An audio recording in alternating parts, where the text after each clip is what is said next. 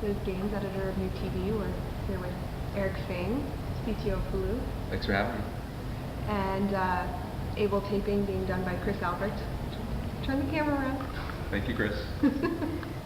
So we're talking about the Hulu experience and the typical kind of the way that your early beta testers are using the site, because you're not going to be opening this up till next few months, right? Correct. So we're hoping to come out of beta in Q1 of this year. So something that will happen very soon. And the beta period has very much been a closed technical beta for us, where we wanted to gather user feedback and improve the service. It wasn't something that was done for marketing purposes.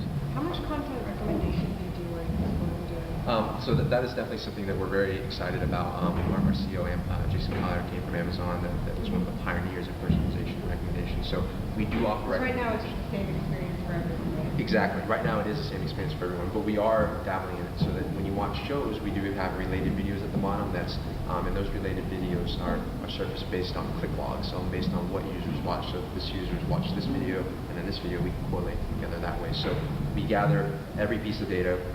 We are the ultimate, junk keepers. We don't throw anything out, and we really believe that this data can help to drive a lot of decisions that we make on the service.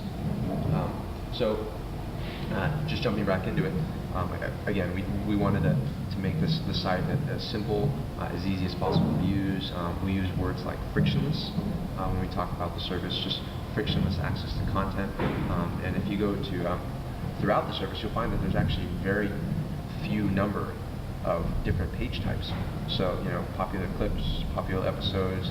The navigation is actually very similar. If we do a search here, so like do search for The Office. The search results look exactly the same as well. So just really about simplifying the experience. We very much believe that products are defined as much by what you say no to as what you say yes to. So we try to take a very disciplined approach to keeping our mission at mind when we design the service, which is help users find and enjoy premium content.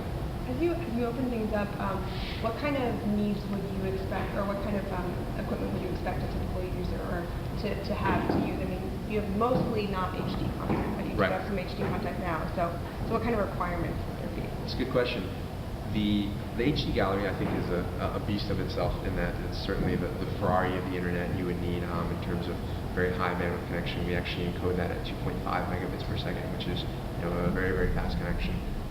Something that you need like a work a T1 line to actually access, as well as some pretty nice graphics card and computer. But that's actually not the standard experience. We don't force users to have that. We actually encode all our videos also at 700 kbps and 480 kbps, so that we can hit all the way down to the DSL users. So as long as you're a user out there with a broadband connection and you have a browser and you have Flash installed, which is on 90% of computers in the US, we want you to be able to access the service, and we want to make it ubiquitous, make it very easy, nothing to install, instant satisfaction. You come to the service, you can play, you get to enjoy the video content.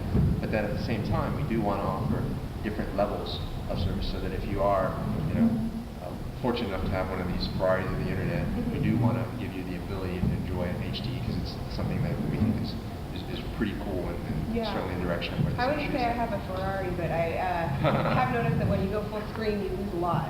Yeah, so we will continuously innovate on the video quality. We work closely with Adobe on that. Adobe, in their recent release of the Flash player, actually added hardware acceleration, so that's pretty exciting. When you actually scale to full screen, you actually take advantage of some of the processing of the hardware on the GPU, as opposed to doing everything in the CPU. So I think it's a great time to be in online video. If we were to have launched a service a few years ago, I think our options from a tech standpoint would have been pretty limited. Yeah. There's few choices, but nowadays there's just so many things that you can consider, from Adobe and Flash to Move Networks. They have some really interesting stuff. Yeah, I love what they've done. I have to say the quality of some of their stuff is a little bit higher, especially at full screen. Move is really neat. I'm a huge fan of them. Local caching and peering and things like that. Exactly. One of the problems with Move is the download. It is a slightly higher barrier. So there are trade-offs there. And then my former employer, Microsoft, is coming out with Silverlight at the end of the year, which I think is going to be really cool as well. So it's just overall a great time to be investing in this type of technology. I think. How much are you thinking now? I mean, I know your focus is on browser-based streaming, but how much are you thinking about like getting ready for other platforms?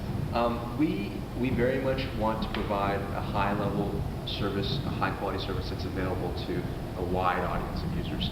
And we do want to go down that path of making our content available everywhere.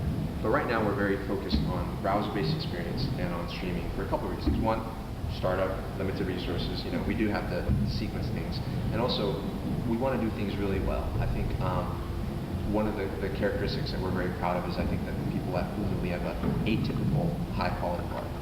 We sweat over little details. I get emails from Jason at 4 a.m. about a font on the second paragraph of the About page that very few people see, but they'll wake me up at 4 a.m. and say, we got to fix that font. And we have just an atypically high-quality bar. So when we think about going beyond the browser-based experience, we want to do it in a way that makes a lot of sense and that we can maintain that quality bar. So it's not something we're going to rush into, but certainly something that we would like in order to make this content more readily available to our users.